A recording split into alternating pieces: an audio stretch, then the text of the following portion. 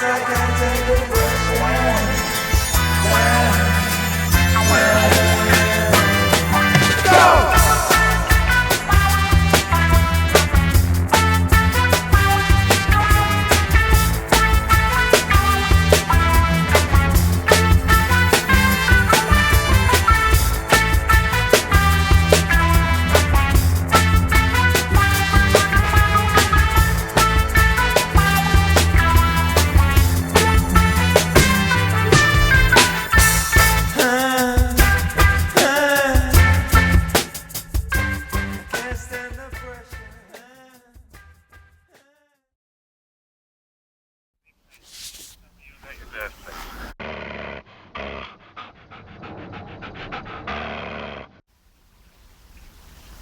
now,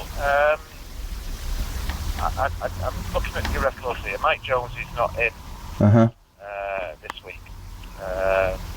So, I'm slightly in the dark. I apologise if that hasn't been done. It appears that paperwork has not been sent over to we've not had anything from Blue Walker, so therefore the paperwork has not been done. Right. Now, I've been onto our...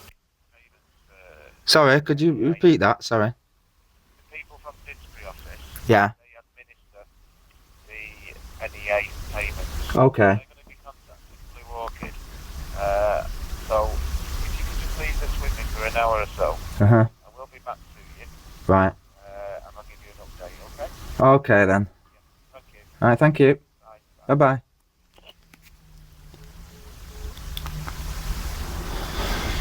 Yeah, we'll see. We'll see if they're updating. Hello? Hi, speaking. Yeah, hello Julian, my name's Dave Taylor from the Job Centre in Stretford. Hi Dave, you're right. Hello. Yeah, I'm sorry I've not been able to get back to you. I've been in a meeting and I've been waiting for the Didsbury office to send over the form. Now, I really, I know you've had your problems with the office, I know I saw you on your first time, when we were explaining, we had to see you in a screen room. Yeah. I know you've had your difficulties there, and I'm sorry for this because this, it's not related to that. It is a genuine mistake. Yeah. Orchid have not sent over the paperwork, and clearly they should have done, which has resulted in you having a delay here. So Okay. I've received it now, and I'm going to ask John Platt. Yeah. On the first thing tomorrow morning, he's going to process this so this is sorted out. Right. Okay. We've got everything we need now. All we needed was a thing from Blue Orchid, and then that's arrived. So Right. Okay then. I am sorry for this. Okay. It's not related to anything that's happened to you. Yeah. In the past, so at all. Okay. Well, I accept your apology. Thank you for that. Obviously, it has been quite distressful what's been going on, and I've just been trying to, make it bearable, make it livable, because obviously we're all good people, or we're trying to be good people, aren't we? Sometimes. We don't. Some are more successful than others, but Yeah. I just want all I want to say is not related to that. Yeah, I know what you're saying. It's maybe within the forefront of somebody's mind, not consciously thinking about it, but still as a cumulative effect, it has an effect, and this is what we need to work out together, innit? Well, no, I mean what's happened here is a simple error with the NEA1 form Yeah. being received at our office. Yeah. Argued we should have chased this up. I could even argue, well, why did you not get in touch with us sooner? I don't know. Well, no, because I got sent a message, text message or an email from your office saying that everything's fine now. It's all been processed, so I don't need to come back in now. Right. That was the message that I got. So obviously, I'm assuming that you would do your job, and you're good at doing your job. So that was taken care of. Obviously, we've had the Easter, and over the Easter, I've been taking care of my kids as well, because, I've got shared care with my kids. So, obviously, it's been a little bit difficult. The kids have been on holiday and that, and obviously I can't be running up and down as well. The idea of this is obviously to help people out, and we've done it, and I'm sorry, and I don't want to dress it up, you know. Yeah, that's fine. That's why I say I like the fact that you. Pardon? Pardon? This will be done by John Platt tomorrow. Okay, I'm sorry for the inconvenience. that's great. Thank you for your time. All right, good luck. Okay, thank you. Cheers. Bye-bye. Bye-bye. Yeah, that's all right. See, I'm not trying to be a dick with these people, right? I understand what is going on. I actually know what the problem is. The problem starts at the top. The problem starts with the guy at the top says to all his employees, you got to do it a certain way. And they probably don't even know why they were doing it that way. They're just doing it that way because that's what the boss says. They're all falling into that mindset. But this is exactly what we must be careful of, because, you see, what was the root of what Hitler did? What was the root of it? I'll tell you what the root of it was. People following orders. You know, thinking that it's all is good with the world. As long as I follow the orders, I'll get paid. And that's me being a good person. That's not you being a good person. That's just you being a sheep. That's you not actually using what's between your ears, your brain. Why have one? Why be educated? Why go to school and learn all that stuff? You're never going to use it. 90% of what you've learned at school, you've never used it. The only time you actually really need to use it is when you actually have to start writing to people. You know, this, that, and the other. The law, it's difficult. It's deliberately difficult.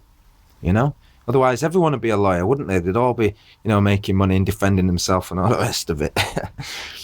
Right? It's difficult on purpose. And anything that's difficult on purpose isn't really meant for the vast majority of people. It's certainly not meant for children. If it's not good for children, is it good for adults? So what people need to realise is our behaviour is our saviour. And recognise, just like that guy there, yeah, I spoke to him before. I think his name was, he said his name was Dave. I thought it was Dean. But anyway, he's probably a nice bloke outside of work, but given the role he's got, the things that he's having to do, and then he's falling liable for that. You see, I don't want to be sending people to jail every minute. I don't want to be criticising what they're doing every minute. I don't want to be having people falling out with me and thinking that I don't like them or whatever. But if it needs saying, it needs saying, because we need to correct it. And if I don't say it, how's it getting corrected? It's one of them. People need to recognise the truth within themselves and the common truth to all of us, And then there'll be no more fighting or arguments or tears or any of that, because people will learn the power of negotiating, power of common sense. Yeah, the law, why it's common, and why these precedents matter is because, well, look at it. A jury sat down there and debated it and thought, well, is this common sense? Do we want this across the whole of the country? Like this. And that can make common sense, yeah. But then there's other parts of it that still need to be challenged, because without that challenge, the law cannot be effective in any way. It loses its own power. So in order to remain central at the focus of people's minds, so that they recognise it as a duty to follow and observe, some of the ordinances, then I don't know. People can argue that, but so that people have respect for human life, and therefore from that stems a natural affinity to not break the law. So we need that natural affinity, because the culture of evil is being cultivated. It's being given fertilizer. It's being given help to grow.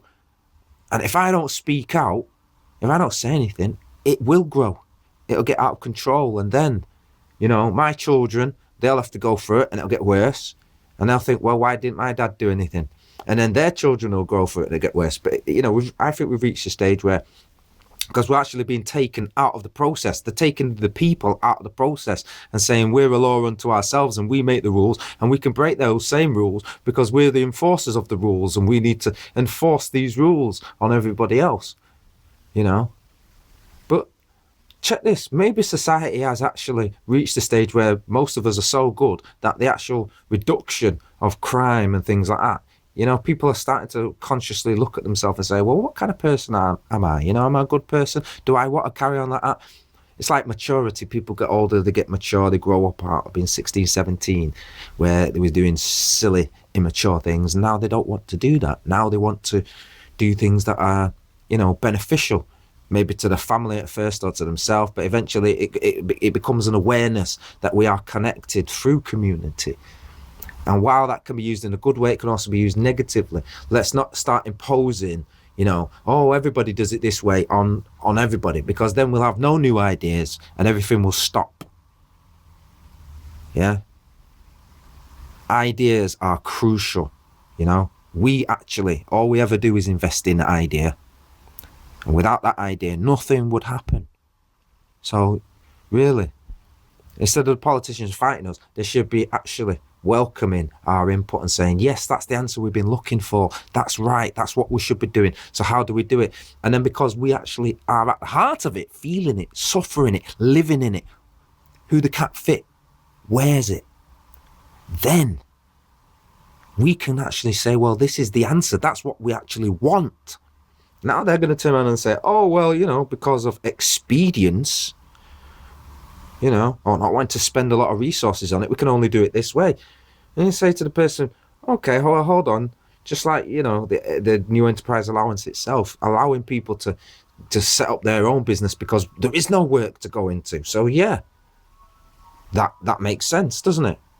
All the corporations that exist now, they used to be small businesses. Somebody started them and they are where they are today. But I don't believe corporations is the way to go. Corporations have shown us now. They've shown us, they've borne the fruit of what corporations actually do. Corporations are unthinking, unfeeling machines.